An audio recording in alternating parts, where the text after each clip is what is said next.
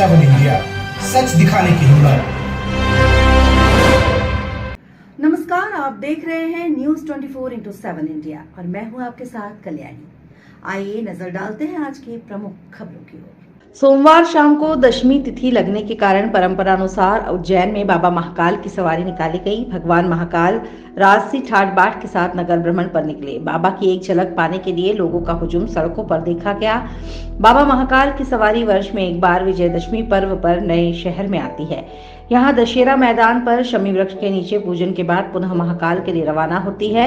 4 बजे मंदिर में बाबा का पूजन अभिषेक किया गया। इसके बाद बाबा की पालकी उठाई गई। महाकाल मंदिर से शुरू हुई बाबा की सवारी नगर के प्रमुख मार्गों से होते हुए उज्जैन के दशहरा मैदान तक पहुंची।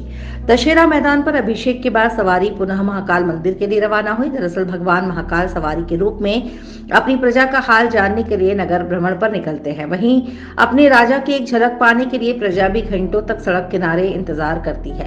शाम 4 बजे पूजन के बाद राजा महाकाल को चांदी की पालकी में बिठाकर मंदिर से बाहर लाया गया। सवारी के आगे हाथी घोड़ा बैंड बाजा पुलिस टुकड़ी के साथ भजन मंडलियां चल रही थी। गाजे बाजे के साथ निकली सवारी का सफर लगभग 12 किलोमीटर का रहा। न्यूज 24/7 इंडिया के साथ उज्जैन मोहन मेवाड़ा की रिपोर्ट। सवारी निकली बाबा की क्या परंपरा है और आपने दर्शन करे कैसा लगा? भगवान महाकाल की सवारी आज अनादि काल से सीमा पूजन के लिए यहाँ पर आती है। दशहरा मैदान पर जब भगवान की यहाँ पर सीमा हुआ करती थी उज्जैन शहर की, तो यहाँ पर भगवान शमी पूजन के लिए आते हैं। नक्षत्र में एक विशेष नक्षत्र में भगवान शाम के 6 बजे शमी का पूजन करते हैं। कि संध्या घराने का कैलेंडर है, उस कैलेंडर के हिसाब से भगवान यहाँ पर शमी पूजन के लिए आते हैं।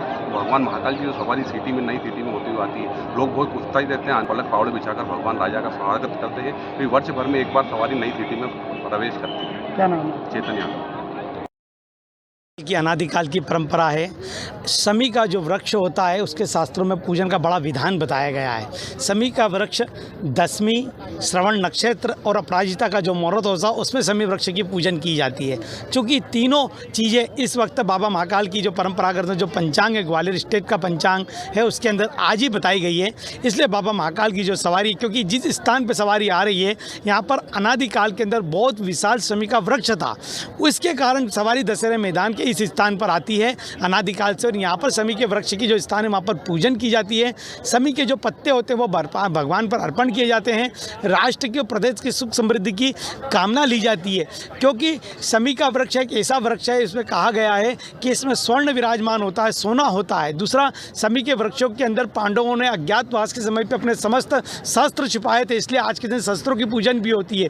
शमी के वृक्ष में गुरु दक्षिणा के रूप में 14 करोड़ असर्पियाँ जब मांगी गई थी, शिष्य के गुरु के द्वारा शिष्य थे, तो इंद्र ने कुबेर से कहकर शमी के वृक्ष के माध्यम से ही उन असर्पियों की वर्षा कराई गई थी। और भगवान राम ने जो रावण दहन के पहले जो शमी वृक्ष की जो पूजन की थी, उसी के कारण आज यहाँ पर बाबा महाकाल की सवारी आई है। कहाँ से सवारी निकली है?